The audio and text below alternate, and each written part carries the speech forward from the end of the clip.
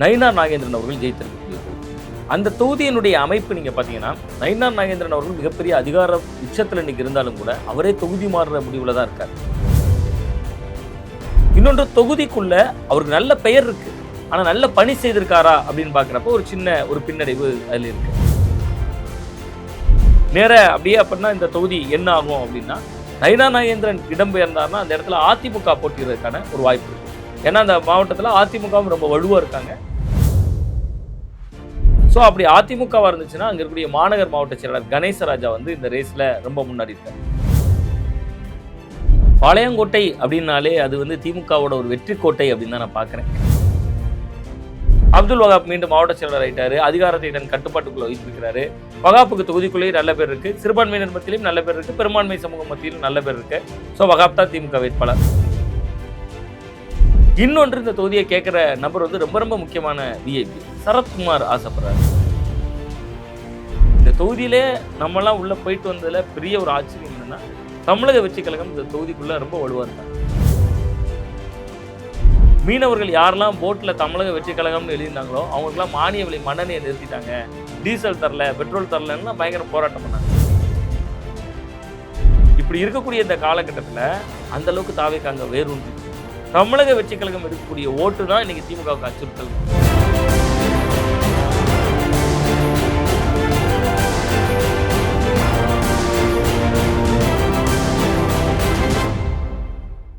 ஆயுர்வேதம் ஒரு பொக்கிஷம், நம் ஆயுள் நீட்டக்கும் அற்புதம். டாக்டர் ஸ்ரீவர்மாஸ். நேயர்களுக்கு வணக்கம். வருகின்ற சட்டமன்ற தேர்தலை முன்னிட்டு ஒவ்வொரு மாவட்டமும் நம்ம கலநலத்தை பார்த்துட்டு இருக்கோம். அந்த வகையில் நம்ம இன்றைக்கி பார்க்க போகிற மாவட்டம் தென்னகத்தின் ஆக்ஸ்போர்ட் என்று அழைக்கப்படும் திருநெல்வேலி மாவட்டம். திருநெல்வேலி மாவட்டத்தில் மொத்தம் 5 சட்டமன்ற தொகுதி இருக்குது. அந்த 5 சட்டமன்ற தொகுதியில் யார் யார் போட்டியிட வாய்ப்பு இருக்குது, களம் யாருக்கு சாதகமாக இருக்குன்னு சொல்லிட்டு நம்ம பத்திரிகையாளர் சாமிநாதன் கிட்ட தெரிஞ்சுக்கலாம். சார் வணக்கம். சார் வணக்கம். திருநெல்வேலி மாவட்டத்தில் இருக்கிற 5 தொகுதியில் யார் யார் போட்டியிட வாய்ப்பு இருக்குது, களநலம் யாருக்கு சாதகமாக இருக்குது சார்? திருநெல்வேலி அப்படிங்கிறப்பயே திருநெல்வேலி சட்டமன்ற தொகுதி அதுதான் மிக மிக முக்கியமான ஒரு தொகுதி. விஐபி தொகுதின்னு கூட சொல்லலாம். தமிழக பாஜகவோட தலைவர் நயினார் நாகேந்திரன் அவர்கள் ஜெயித்திருக்கக்கூடிய தொகுதி. அந்த தொகுதியினுடைய அமைப்பு நீங்கள் பார்த்தீங்கன்னா, நயினார் நாகேந்திரன் அவர்கள் மிகப்பெரிய அதிகார உச்சத்தில் இன்னைக்கு இருந்தாலும் கூட அவரே தொகுதி மாறுற முடிவில் தான் இருக்கார். பெரும்பாலும் சாத்தூரில் போட்டியிடலாமா அப்படிங்கிறது அவரோட மன ஓட்டமாக இன்னைக்கு இருக்குது. நாங்குநேரியை கூட அவர் பார்க்குறாரு.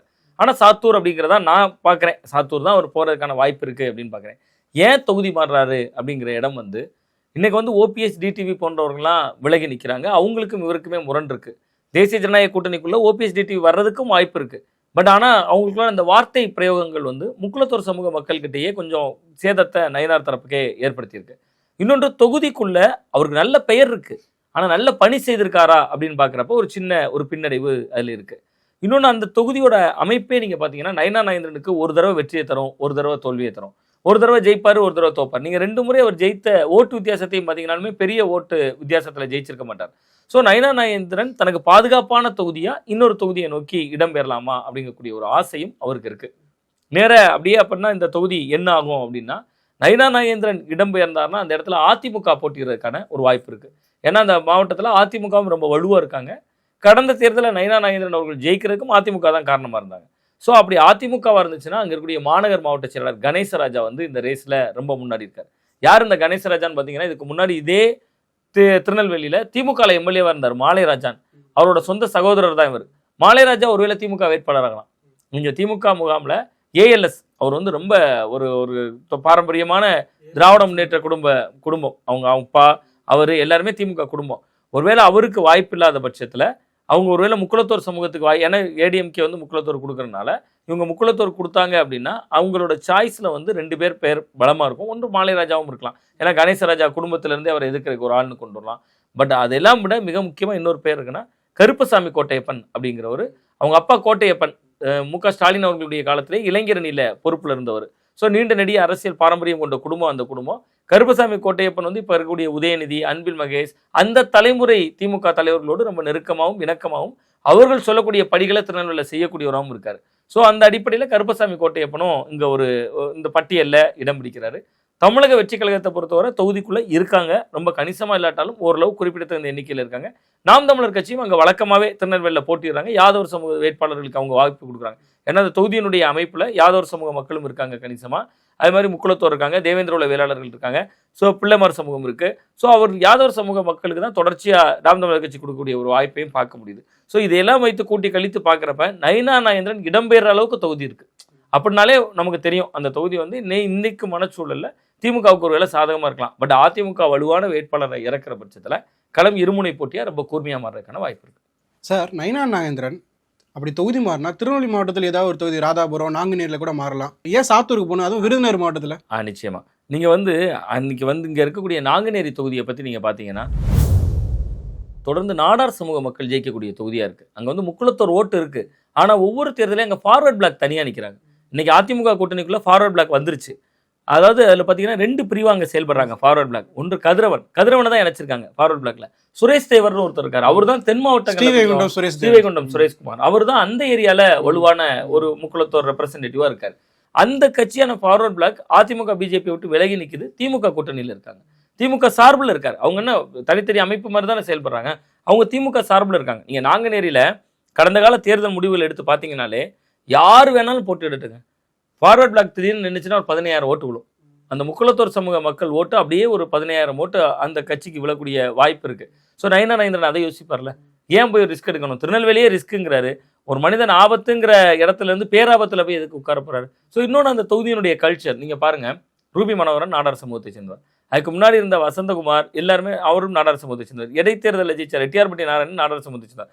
ஸோ அந்த தொகுதியில் முக்குளத்தோர் வலுவாக இருந்தாலும் கூட நாடார் வெர்சஸ் முக்குளத்தோர்னு வர்றப்ப அது கம்யூனலாக ரியாக்ட் ஆகக்கூடிய ஒரு வாய்ப்பும் இருக்குது. பட் அங்கே பிஜேபி வலுவாக இருக்குது. நீங்கள் கேட்குற கேள்வி வாஸ்தவம் தான். பட் அதை விட அவருக்கு சாத்தூர் ஏன் ஃபேவராக இருக்கும்னா, சாத்தூரில் அங்கே இருக்கக்கூடிய அந்த மாவட்டத்தில் அந்த மாவட்ட அரசியல் இருக்கக்கூடிய ராஜகோபால் அதிமுகவிலிருந்து வந்தவர் பிஜேபிக்கு, அவரும் இவருக்கும் இருக்கக்கூடிய ஒரு இணக்கம். அந்த சாத்தூரில் ஒரு ஒன்றியத்தில் முழுக்க முக்குளத்தோர் ஓட்டு இருக்குது.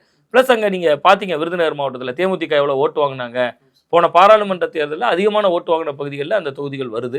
ஸோ அதையெல்லாம் மதிப்பீடு செய்கிறாங்க. நீங்கள் வந்து இது கடந்த காலம் அங்கே அது மாதிரி கேடி ராஜேந்திர பாலாஜி நல்லா ஒர்க் பண்ணக்கூடியவர். ஸோ அதையெல்லாம் நயினார் நாகேந்திரன் ஒரு சீனியர் ஒரு மூத்த அரசியல்வாதிங்கிறதுனால மதிப்பீடு செய்கிறார். பட் அவரோட சாய்ஸில் நாங்குநேரி சாத்தூர் 2 பேர் இருந்தாலும் கூட என்னுடைய கணிப்பு அவர் சாத்தூரை நோக்கி தான் இடம்பெறுவார்னு தான் இருக்குது. பாளையங்கோட்டை தொகுதியில் யார் யார் போட்டியிட வாய்ப்பு இருக்குது சார்? பாளையங்கோட்டை அப்படின்னாலே அது வந்து திமுகவோட ஒரு வெற்றி கோட்டை அப்படின்னு தான் நான் பார்க்குறேன். ஏன்னா தொடர்ச்சியாக அங்கே வந்து நீங்கள் வந்து திமுக தான் வின் பண்ணுறதை பார்க்க முடியும். காரணம் என்னன்னா, சிறுபான்மையினர் பெரும்பான்மையாக இருக்கக்கூடிய தொகுதி. அங்கே தான் வந்து இஸ்லாமியர்கள் கணிசமான அளவுக்கு இருக்காங்க. அதுக்கு அடுத்த இடத்துல பிள்ளைமார் சமூகம்லாம் இருக்குது, பல்வேறு சமூகங்கள் இருக்குது, அங்கே நாடார் சமூகம் இருக்குது. பட் அங்கே இருக்கக்கூடிய அந்த மேலப்பாளையம் அந்த சுற்றுவட்டார பகுதியில் இருக்கக்கூடிய இஸ்லாமியர் ஓட்டு வந்து முழுக்க முழுக்க திமுக பக்கம் ரொம்ப ஃபேவராக இருக்குது. நீங்கள் இன்றைக்கி பார்க்கலாம், அதிமுகவும் பாஜகவும் கூட்டணியில் இருக்காங்கங்கிறதுனாலேயே அதிமுகவுக்கான ஓட்டு வங்கி வந்து பாளையங்கோட்டையில் வெகுவாக இழந்துட்டு இருக்கிறத பார்க்க முடியுது. ஸோ அந்த தொகுதியோட அமைப்பு கல்ச்சர் எல்லாமே பார்த்தீங்கன்னா சிறுபான்மையினருக்கு ஒரு அரணாக இருக்கக்கூடிய ஒரு கட்சி அப்படிங்கிற அடிப்படையில் திமுக பக்கம் இருக்காங்க. நீங்கள் கடந்த காலங்களில் பார்த்தீங்கன்னா டிபிஎம் மைதீன் கான் இருந்தார், அமைச்சராலாம் இருந்தார், சுற்றுச்சூழல் துறை அமைச்சராலாம் இருந்தார். மைதீன் கான் வெற்றி பெற்ற தொகுதி. மைதீன் கானுக்கு இப்போ ரொம்ப வயசாயிருச்சு, ஒரு 80+ மேலே போயிட்டார்.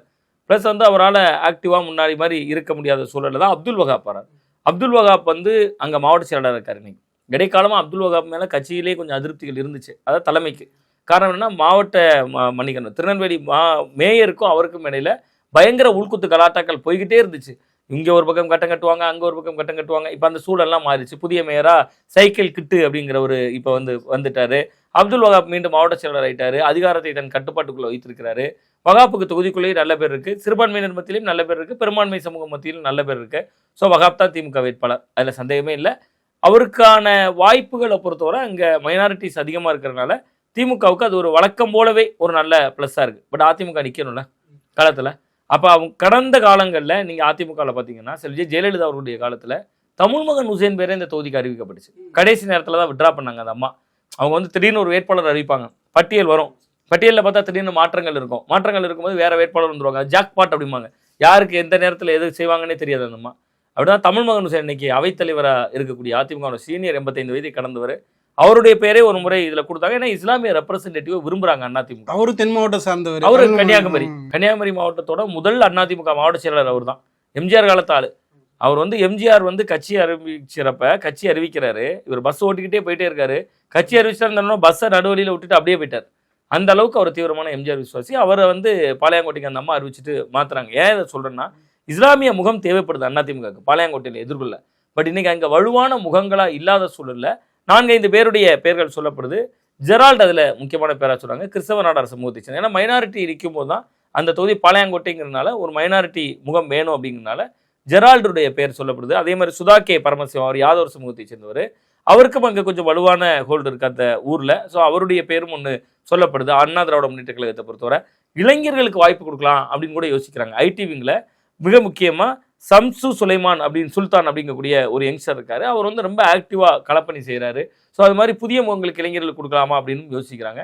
நாம் தமிழர் கட்சியும் அந்த தொகுதிக்குள்ளே ஓரளவு இருக்காங்க. தமிழக வெற்றி கழகத்துக்கு மைனாரிட்டி ஓட்டை எடுக்கிறதுல கடுமையான பிரயத்தனம் பண்ணுறாங்க. பட் அது எந்த அளவுக்கு கை கொடுக்கும் அப்படிங்கிறது நமக்கு எலெக்ஷன் க்ளோஸில் தான் தெரியும். பட் இன்றைக்கி இருக்கிற சூழலில் அந்த தொகுதியில் அதிமுகவுக்கு ரொம்ப ஒரு பின்னடைவு பாஜக கூட்டணிக்குள்ளே இருக்கிறதுனால. ஸோ அப்துல் வகாப்போட வெற்றி வாய்ப்பு வந்து இந்த தொகுதியில் இப்போவே கொஞ்சம் பிரகாசமாக இருக்குன்னு தோணுது. ஆனாலும் அதிமுக களமாடுவாங்க, விட்டு கொடுக்க மாட்டாங்க. சம்சு சுல்தானா இருக்கலாம், சுதாகே பரமசிவமாக இருக்கலாம், அது மாதிரி பரணி சங்கரலிங்கம் கேட்குறாரு. இந்த மாதிரி சீனியர்களும் கேட்குறாங்க. யங்ஸ்டர்ஸுக்கும் களத்தில் கவனம் படிக்கக்கூடிய வகையில் இருக்காங்க. பாளையங்கோட்டையை அந்த வகையில் பார்த்தா திமுகவுடைய கோட்டை அப்படின்னு நம்ம சொல்லுவோம். சார், நாங்குநேரி தொகுதியில் யார் யார் போட்டியிட வாய்ப்பு இருக்குது சார்? களம் யாருக்கு சார் சாதகமாக இருக்குது? நாங்குநேரி அப்படின்னு நீங்கள் பார்த்தீங்கன்னாலே உள்ளூர் வேட்பாளர்களுக்கும் அந்த தொகுதிக்கு ஏதோ ஒரு அலர்ஜின்னு நினைக்கிறேன்.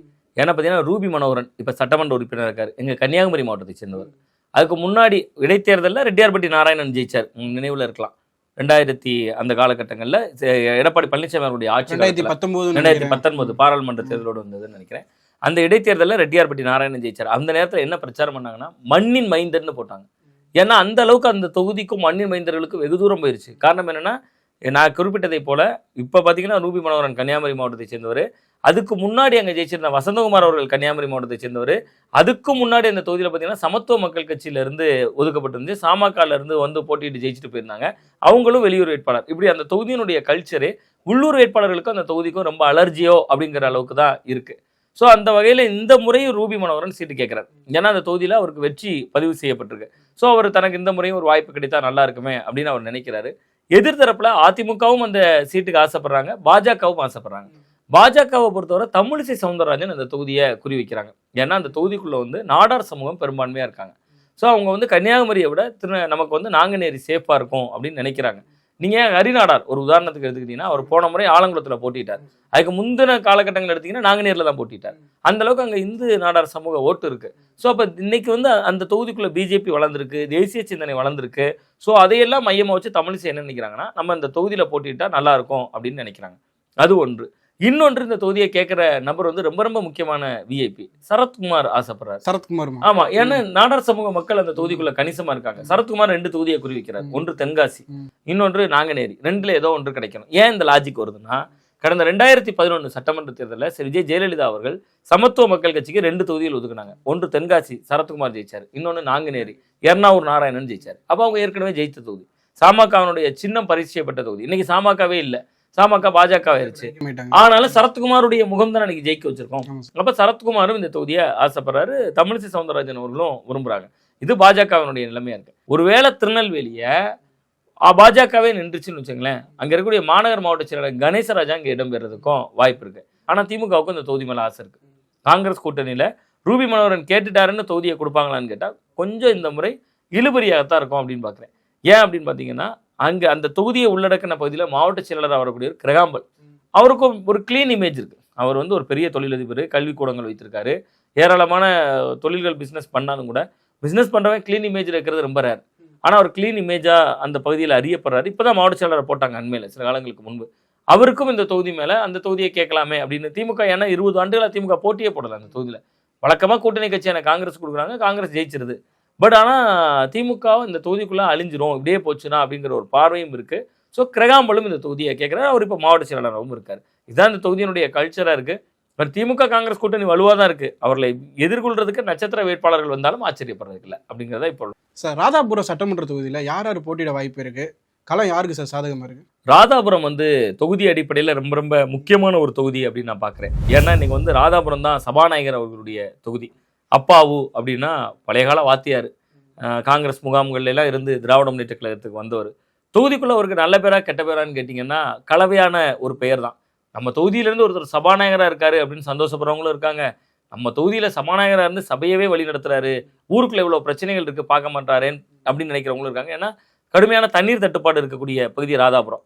இன்னொன்று கனிம வள பிரச்சனை, நிறைய குவாரிகள், எதுவும் முறைகேடாக நடக்குதுன்னு நான் சொல்லலை, எல்லாமே அரசால் அனுமதிக்கப்பட்டு நியாயமான முறையில் நடக்கக்கூடிய குவாரிகள் தான். பட் அந்த குவாரிகள் கணக்கீடு இல்லாமல் ஒரு அளவு இல்லாமல் மிதமிஞ்சின குவாரிகள் இருக்குது. இருக்கன்துறை அப்படிங்கிற ஒரு கிராமத்தில் மட்டும் 20-25 குவாரிகள் இருக்குது. இந்த மாதிரி ஏரியாவில் இருக்கக்கூடிய மக்கள்லாம் அவர் மேலே கொஞ்சம் அதிருப்தியில் இருக்காங்க. இவ்வளோ குவாரிகள் இந்த ஊரில் இருக்குது, நம்மளுடைய வாழ்வாதாரத்துக்கு வேட்டாக இருக்குது அப்படிங்கிற ஒரு அதிருப்தி இருக்குது. ஸோ அதனால் அப்பாவு அவர்கள் மீண்டும் சீட்டு கேட்டாலுமே கூட அவருக்கு உள்ளூர் மக்கள் கிட்ட கொஞ்சம் எதிர்ப்பு இருக்குது, அதுதான் உண்மை. இன்னொன்று, தலைமைக்கும் அவருக்கும் இருக்கக்கூடிய ரிலேஷன்ஷிப், அவர் வந்து அதனால் சபையை நல்லா வழிநடத்துகிறான்னு பேர் எடுத்திருந்தாலுமே கூட கொஞ்சம் மிதமிஞ்சி பேசுகிறார், கொஞ்சம் அதிகமான விஷயங்கள் அவரே நேரத்தை எடுத்துக்கிறாரு என்பவர்கிட்ட சில விஷயங்களும் இருக்குது. பட் ஆனால் திமுக தலைமை அப்பாவுக்கு தொகுதியை வந்து கொடுப்பாங்க. அதனால அப்பாவை என்ன நினைக்கிறேன்னா, ஒன்று எனக்கு தாங்க, அப்படி இல்லைன்னா எனக்கு உண்மையிலே மக்கள்கிட்ட அதிருப்தி இருக்குன்னா என் பையன் அலெக்ஸ் அப்பாவுக்கு தாங்க அப்படிங்கிற முடிவுக்கு வந்திருக்கார். 2 பேருக்குமே கேட்கணுங்கிற எண்ணம் கூட அவருக்கு தொடக்க காலங்கள் இருந்துச்சு. தானும் ஒரு தொகுதியில் போட்டியிடணும், தன் பையனும் ஒரு தொகுதியில் போட்டியிடணும். பட் அங்கே கொடுக்குறதுக்கு தொகுதிகள் இல்லை. ஏன்னா உங்களுக்கு பக்கத்தில் நாங்குநேரியை வந்து காங்கிரஸ் வச்சுருக்காங்க. அதனால இப்போ ராதாபுரத்தில் இவ்வளோ சிக்கல்கள் இருக்குல்ல, இதை கூட மதிப்பீடு செஞ்சுருக்காங்க. அந்த தொகுதிக்குள்ளே இவ்வளோ பிரச்சனைகள் இருக்குது, ஸோ அரசுக்கு எதிரான மனநிலை கொண்ட மக்கள் அதிகமாக இருக்காங்கன்னு பார்க்கறதுனால காங்கிரஸுக்கு ராதாபுரத்தை கொடுத்துட்டு நாங்குநேரியவே கூட ஏன் நம்ம எடுக்கக்கூடாதுன்னு கூட யோசிக்கலாம். எல்லாமே வியூகங்கள் தானே, வியூகம், நம்ம எதுவுமே உறுதி செய்யப்பட்ட தகவல்கள் சொல்ல முடியாது. அப்போ இது ஒரு வியூகம் தான், அப்படியும் கூட இருக்கலாம். அப்படி இல்லாத பட்சத்தில் அப்பாவு அவர்கள் மீண்டும் வேட்பாளர் ஆகலாம் ராதாபுரத்தில், இல்லைன்னா அலெக்ஸ் அப்பாவு அவர்கள் ஆகலாம். இது மட்டும் இல்லாமல் அந்த ஏரியாவில் வந்து ஞான திரவியம் முன்னாள் எம்பியாக இருந்தார், திருநெல்வேலி நாடாளுமன்ற உறுப்பினராக இருந்தார், அவரும் சீட்டு கேட்குறாரு. பட் அவங்களுக்குலாம் எல்லாருக்குமே அந்த தொழில் ரீதியான சில முரண்கள், நிறைய பேர்களில் கொஞ்சம் டேமேஜும் இருக்குது. பட் அதை தாண்டி மக்கள் ஓட்டு போடுவாங்க, அது வேற. பட் ஆனால் கட்சி தலைமையில் அவர்களும் கேட்கக்கூடிய இடத்துல இருக்காங்க, மிக முக்கியமாக இருக்காங்க. இன்னொன்று, அதிமுக முகாமில் இன்பத்துறை மிக முக்கியமான நபர். அங்கே அவர் தான் கடந்த காலங்களில் இவரை வீழ்த்தியவர், ஒரு முறை சொற்ப வாக்கு வித்தியாசத்தில் தோற்றவர். பட் அவரை வந்து இவங்க நாடாளுமன்ற உறுப்பினர் ஆக்கி விட்டாங்க, ராஜ்யசபா எம்பி ஆயிட்டார். அதனால அந்த இடம் ஒரு வெற்றிடமாக தான் இருக்குன்னு பார்க்குறேன். அதிமுகவில் ஒரு வலுவான ஃபேஸ் அப்படி நம்ம பார்ப்போம். ஒரு மிக முக்கியமான மனிதர் நீங்கள் இன்பத்துறை அப்படிங்கிறது. வழக்கறிஞர் அணியை சேர்ந்தவர், ரொம்ப தீவிரமாக களமாடுவார், சோசியல் மீடியா வழியாக ஆக்டிவாக வச்சுருப்பார், ட்விட்டரில் புதிய தகவல்கள் சொல்லுவார், அப்பாவை மேலே 1000 விமர்சனங்கள் எல்லாம் முன்னுப்பார். பட் இன்றைக்கி வந்து அவர் ராஜ்யசபா எம்பி ஆயிட்டார். ஸோ இந்த தொகுதியில் அண்ணா திராவிட முன்னேற்ற கழகத்தில் ஒரு வலுவான வேட்பாளர்கள் இல்லாத சூழல் தான் நம்மளால் பார்க்க முடியுது. அதே நேரத்தில் வந்து அதிமுகவில் கேட்குறவங்களும் இருக்காங்க, நிறைய பேர் சீட்டு கேட்குறாங்க. இந்த தொகுதியிலேயே கடந்த காலங்களில் தேமுதிக கொடுக்கப்பட்டுச்சு. தேமுதிகவில் மைக்கேல் ராயப்பெல்லாம் கூட சட்டமன்ற உறுப்பினராக இருந்தார், நாடோடிகள் பட ப்ரொடியூசர். ஸோ அது மாதிரி இது வந்து தேமுதிக போன்ற கூட்டணிக்குள்ளே வந்தால் இந்த தொகுதியை கேட்கறதுக்கும் வாய்ப்பு இருக்குது. பாஜக இந்த தொகுதியில் அண்மை காலமாக வளர்ந்துருக்காங்க. பாஜக வளர்ந்துருக்கனால என்னென்னா, அங்கே பாலகிருஷ்ணன் ஒருத்தர், அவரும் சீட்டு கேட்குறாரு. அவருக்கு மீனவர்கள் தரப்புலேயும் நல்ல செல்வாக்கு இருக்குது. பொதுவாக மீனவர்கள் மத்தியில் பாஜகவுக்கு பெரிய செல்வாக்கு இல்லாத சூழலில் அவருக்கு இருக்குது. இந்த தொகுதியிலே நம்மலாம் உள்ளே போயிட்டு வந்ததில் பெரிய ஒரு ஆச்சரியம் என்னென்னா, தமிழக வெற்றி கழகம் இந்த தொகுதிக்குள்ளே ரொம்ப வலுவாக இருக்காங்க. இங்கே எந்தளவு வலுவாக இருக்காங்கன்னா ஒரு நினைவில் இருக்கலாம். கொஞ்ச நாளைக்கு முன்னாடி செய்திகளில் பார்த்துருப்பீங்க, மீனவர்கள் யாரெல்லாம் போட்டில் தமிழக வெற்றி கழகம்னு எழுதியிருந்தாங்களோ அவங்களுக்குலாம் மானிய விலை மண்ணெண்ணெயை நிறுத்திட்டாங்க, டீசல் தரல, பெட்ரோல் தரலன்னா பயங்கர போராட்டம் பண்ணாங்க. அந்தளவுக்கு தாவேக்காங்க வேரூன்றி இருக்கு. இப்போ பல ஊர்களில் இதுவரைக்கும் அரசியல்வாதிகள் கால்பதிக்காத ஊர்கள் எல்லாம் போய் மக்கள் பிரச்சனைக்கு களமாடுறாங்க. ஒரு மருத்துவர், அந்த மருத்துவர் தான் பல ஊர்களுக்கும் போகிறாரு, பார்க்குறாரு, அதெல்லாம் பார்க்க முடியுது. ஸோ இங்கே வந்து திமுக அதிமுக இடையில திமுக மேலே ஒரு அதிருப்தி, அதிமுகவுக்கு இன்பத்துறை போன்ற பெரிய பழைய சீனியர் முகங்கள் இல்லை, பாஜகவில் பாலகிருஷ்ணன் போன்றவர்கள் கேட்குறாங்க. பட் அதிமுகலையும் 2ஆம் கட்டமாக இருக்கக்கூடிய பலரும் சீட்டு கேட்குறாங்க. இப்படி இருக்கக்கூடிய இந்த காலகட்டத்தில் தமிழக வெற்றி கழகம் எடுக்கக்கூடிய ஓட்டு தான் இன்றைக்கி திமுகவுக்கு அச்சுறுத்தலுங்க. ஏன்னா அந்த தொகுதியில் சிறுபான்மையினர் ஓட்டு அதிகமாக இருக்குது. அந்த சிறுபான்மையினர் ஓட்டுகளை தாவேக்கா கணிசமான அளவுக்கு எடுக்கிறாங்க. ஸோ இப்படி தான் இந்த தொகுதியினுடைய கல்ச்சர் இருக்குது. அப்பாவு அவர்களுக்கு சீட்டு வாங்கினாலும் கூட தொகுதிக்குள்ளே தாவேக்கா கடுமையான நெருக்கடியை தரும். அதாவது அவரை ஜெயிச்சு இவங்க போயிடுவாங்கன்னு சொல்லல, அதிமுகவுக்கு ஒரு மைலேஜ் கிடைக்குதுன்னா அது தாவேக்கா எடுக்கிற ஓட்டாக இருக்கலாம். ஏன்னா இங்கே சிறுபான்மையினர் ஓட்டுகளை தாவேக்கா கூறு போடுறதை பார்க்க முடியுது. அம்பாசமுத்திரம் தொகுதியில் யார் சார் போட்டியிட வாய்ப்பு இருக்குது? அங்கே கலனம் எப்படி இருக்குது? ஏன்னா மாஞ்சோலை தேயிலை தோட்ட இஷ்யூஸ்லாம் நம்ம மறக்க முடியாது. ஒன்றும் அந்த தாக்கம் இருக்கா சார்? இல்லை, நிச்சயமாக இருக்குது. அம்பாசமுத்திரம் தொகுதியை பொறுத்தவரை திமுகவுக்கு ஒரு கடுமையான டஃப் ஃபைட்டாக இருக்கக்கூடிய ஒரு தொகுதியாக இருக்கும். அதிமுகவுக்கு ஆதரவான தொகுதி தான் அது. ஏன்னா இசக்கி சுப்பையா அங்கே சட்டமன்ற உறுப்பினராக இருக்கிறார், பெரிய செல்வந்தர், மக்களோடு அந்த பெரும் செல்வந்தர்களுக்கும் மக்களுக்கும் பொதுவாக ஒரு இடைவெளி இருக்கும், அந்த இடைவெளி இல்லாதவர். இன்னொன்று பார்த்திங்கன்னா, அவர் நிறைய அந்த ஆட்டோ ஸ்டாண்டுக்கு நலத்திட்ட உதவிகள் கொடுக்குறதுலேருந்து தொடங்கி ஏழை குழந்தைகளுக்கு கல்விக்கு நிதி உதவி கொடுக்குறது வரை இசக்கி சுப்பையா வந்து நிறையவே அந்த மக்களோட நெருங்கின தொடர்பில் இருக்கிறார். அவரை வீழ்த்துறது நம்ம கடிதம். அதனால் திமுக வந்து ஒரு வலுவான வேட்பாளரை தான் களமிறக்கணும் அப்படிங்கக்கூடிய ஒரு நெருக்கடியில் இருக்காங்க. ஸோ திமுகலையும் பல பேர் சீட்டு கேட்டாலும் கூட அந்த சீட் ரேஸில் முக்கியமாக இருக்கிறது ஆவுடையப்பன், முன்னாள் சபாநாயகராக இருந்தவர். கடந்த காலங்களில் இப்போ எப்படி அப்பாவும் இருக்கிறாரோ அது திருநெல்வேலிக்கு மட்டுமே சபாநாயகர்களை வாரி வழங்கியிருக்காங்கன்னு தான் நினைக்கிறேன். இப்போ அப்பாவு அவர்கள் முந்தைய ஆட்சியில் 2006 to 2011 காலகட்டங்களில் அதே மாதிரி ஆவுடையப்பன் அவர்கள் சபாநாயகராக இருந்தார். இப்போ ஆவுடையப்பன் அவர்களுக்கும் வயதாயிருச்சு. அவரால் போய் இசை சுப்பையா உடனே வீழ்த்திட முடியுமான்னா வீழ்த்துறது ரொம்ப கடினம். பட் அவருடைய என்னன்னா எனக்கு சீட்டு இல்லைன்னா என் பையன் பிரபாகரனுக்கு கொடுங்க அப்படின்னு கேட்கக்கூடிய இடம் நோக்கி நகர்ந்துருக்காங்க. ஸோ அப்போ பிரபாகரனுக்கு சீட்டு கொடுக்குற பட்சத்தில் அது கொஞ்சம் ஒரு ஒரு வலுவான வேட்பாளர் அப்படிங்கக்கூடிய இடம் நோக்கி அது நகரும். இந்த ரெண்டுமே இல்லைன்னா மிக முக்கியமான ட்விஸ்ட் என்னன்னா, ஆலங்குளம் தொகுதியை குறி வச்சு போயிருக்காரு மனோஜ் பாண்டியன். அவருக்கு கூட ஒருவேளை இந்த தொகுதி கொடுக்கப்படலாம் அம்பாசமுத்திரம். ஏன்னா கடந்த காலங்களில் தொகுதி மறுசீரமைப்புக்கு முன்னாடி சேரன் மகாதேவின் அப்படிங்கிற தொகுதியாக இருந்தது 2 கூறுகளாக உடஞ்சிச்சு. அதில் ஒரு பகுதி தான் ஆலங்குளத்தில் இருக்குது, இன்னொரு பகுதி தான் இந்த அம்பாசமுத்திரத்தில் இருக்குது. அப்போ இயல்பாகவே அந்த தொகுதிக்குள்ளே மனோஜ் பாண்டியன் பிஹெச் பாண்டியன் அந்த குடும்பத்துக்கும் ஒரு ஸ்கோப் இருக்குது. ஸோ திமுக தலைமை ஒரு வேலை நினச்சி மனோஜ் பாண்டியன் இந்த தொகுதிக்கு அனுப்பிட்டாங்கன்னா போட்டி கடுமையான போட்டியாக இந்த தொகுதிக்குள்ளே மாறலாம். பட் இப்போதைய சூழலில் அங்கே அதிமுக வந்து ஒரு பிரகாசமான இடத்துல தான் இருக்காங்க. ஏன்னா இசக்கி சுப்பையா வந்து நிறையவே பணிகள் செஞ்சிருக்காரு, கிரவுண்ட் ஒர்க் பண்ணியிருக்காரு. கிரவுண்ட் ஒர்க்குன்னு நான் சொல்கிறது சட்டமன்ற உறுப்பினர் நிதியை சொல்லலை, தன்னோட சொந்த பணத்தில், தனக்கு இருக்கக்கூடிய செல்வாக்கால, தனக்கு இருக்கிற நெருக்கத்தில் நிறைய கிரவுண்ட் ஒர்க் பண்ணியிருக்காரு. ஸோ அதை உங்களுக்கு பெரிதாக கை கொடுக்கும். மற்றபடி இங்கே தமிழக வெற்றி கழகத்துக்கு பெரிய ஸ்கோப் இல்லாத ஒரு தொகுதிகளில் இது முக்கியமான தொகுதியாக இருக்குது. ஏன்னா அந்த தொகுதிக்குள்ளே கொஞ்சம் முக்குளத்தோர் அதிகமாக இருக்காங்க. அந்த மக்கள்கிட்ட இசக்கி சுப்பையாவுக்கும் நல்ல பேர் இருக்குது, ஆவுடையப்பன் அவர்களுக்கும் ஒரு பரவலான ஒரு பேர் இருக்குது. நாம் தமிழர் கட்சியும் ஓரளவு இப்பொழுதுதான் அந்த தொகுதிகளில் கொஞ்சம் வலுவாகி கொண்டு இருக்கிறார்கள் அப்படின்னு தான் பார்க்குறேன். திமுக அதிமுக இருமுனை போட்டி கூர்மையாக இருக்கக்கூடிய பகுதி தான் அது. அதிமுக ஒரு படி முன்னதான் இதில் இருக்குது அப்படின்னு பார்க்குறேன்.